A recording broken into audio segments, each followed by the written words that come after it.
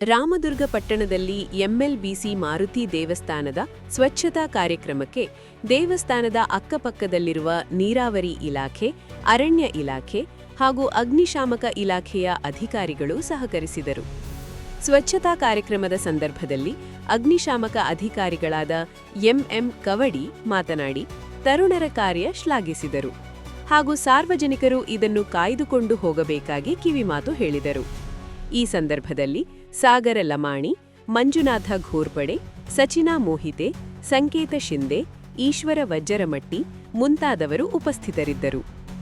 ನಾಳೆಯ ದೀಪೋತ್ಸವ ಹಾಗೂ ಸಾಮೂಹಿಕ ಹನುಮಾನ್ ಚಾಲೀಸಾ ಕಾರ್ಯಕ್ರಮಕ್ಕೆ ಸಾರ್ವಜನಿಕರಿಗೆ ಆಹ್ವಾನಿಸಲಾಯಿತು.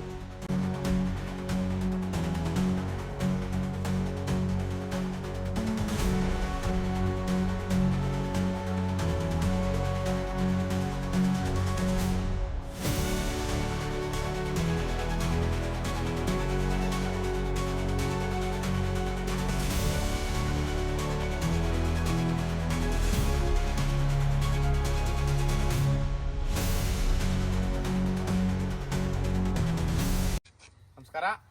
ರಾಮದುರ್ಗ ನಗರದೊಳಗಡೆ ಇರತಕ್ಕಂತಹ ಎಂಎಲ್ಬಿಸಿಯ ಈ ಒಂದು ಮಾರುತೇಶ್ವರ ದೇವಸ್ಥಾನವನ್ನ ರಾಮದುರ್ಗ ನಗರದ ಎಲ್ಲಾ ಸಮಾನ ಮನಸ್ಕ ಹಾಗೂ ದೇವಾಲಯಗಳ ಬಗ್ಗೆ ಶ್ರದ್ಧೆ ಹಾಗೂ ಆಸ್ಥೆ ಉಳ್ಳಂತಹ ತರುಣರೆಲ್ಲ ಸೇರ್ಕೊಂಡು ಇವತ್ತಿನ ದಿವಸ ಸ್ವಚ್ಛತಾ ಕೆಲಸವನ್ನ ನಾವು ಮಾಡಿದೀವಿ.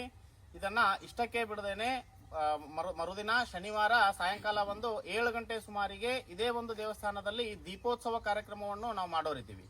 ಆಮೇಲೆ ಈ ಒಂದು ಜಾಗದಲ್ಲಿರ್ತಕ್ಕಂತಹ ಈ ಫಾರೆಸ್ಟ್ ಡಿಪಾರ್ಟ್ಮೆಂಟ್ ಆಗಿರಬಹುದು, ಇರಿಗೇಷನ್ ಡಿಪಾರ್ಟ್ಮೆಂಟ್ ಮತ್ತೆ ಈ ಫೈರ್ ಡಿಪಾರ್ಟ್ಮೆಂಟ್ ನ ಒಂದಷ್ಟು ಕುಟುಂಬಗಳು ಹಾಗೂ ಡಿಪಾರ್ಟ್ಮೆಂಟಿನ ಎಲ್ಲಾ ಬಂಧುಗಳನ್ನು ಈ ಒಂದು ಕಾರ್ಯಕ್ರಮಕ್ಕೆ ನಾವು ಆಹ್ವಾನ ಮಾಡೋರಿದ್ದೀವಿ. ಈ ದೇವಸ್ಥಾನದಲ್ಲಿ ನಾಳೆ ನಡೀತಕ್ಕಂತಹ ದೀಪೋತ್ಸವ ಕಾರ್ಯಕ್ರಮದಲ್ಲಿ ನಗರದ ಎಲ್ಲಾ ಬಂಧುಗಳು ಬಂದು ಭಾಗವಹಿಸಬೇಕಾಗಿ ತಮ್ಮಲ್ಲಿ ವಿನಂತಿ.